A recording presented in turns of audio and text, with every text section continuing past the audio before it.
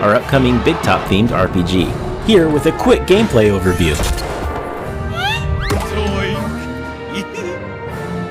Circus Electrique takes place in an alternate Victorian steampunk London, where a mysterious event known as the Maddening has turned a huge portion of the population from all walks of life into ruthless killers.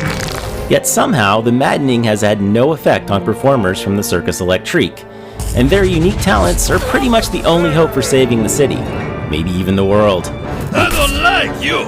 Using those unique talents effectively, plus deciding which performers to send out to execute them, is your key to success in the game. As you work your way through the city map, you'll often encounter attacks from those who have succumbed to the Maddening, unfortunate Londoners whom the press has taken to calling the Vicious. The Vicious tend to travel in fours, as does your party. But who should your 4 selected performers be?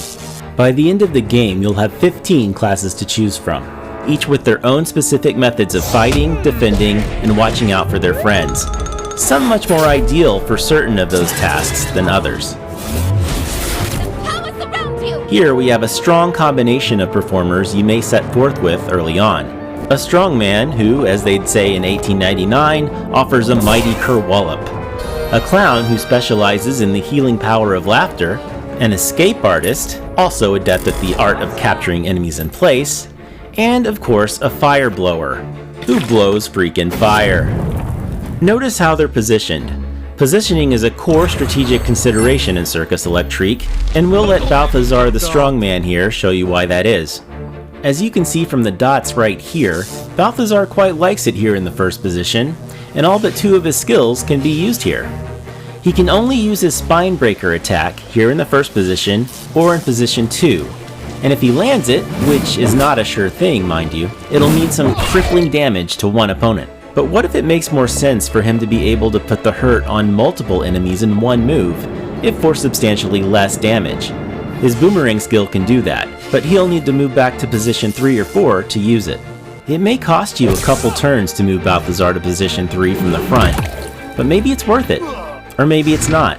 Such moments of strategy are entirely up to you as the player. You're very flammable! Certain character types have skills that can rapidly affect positioning, both within your party and against the Vicious. Positioning is part of your enemy's effectiveness too, after all.